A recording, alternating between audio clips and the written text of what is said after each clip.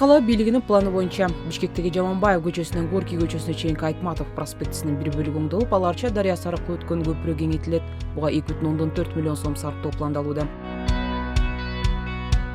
Кара Дарыя көчөсүнүн Медеровдон Акунбаевга чейинки бөлүгү болсо реконструкцияланат. Чыгыш Чоң Чүй каналына көпүрө курулат. Бул үчүн 2,7 миллион сом коротулат.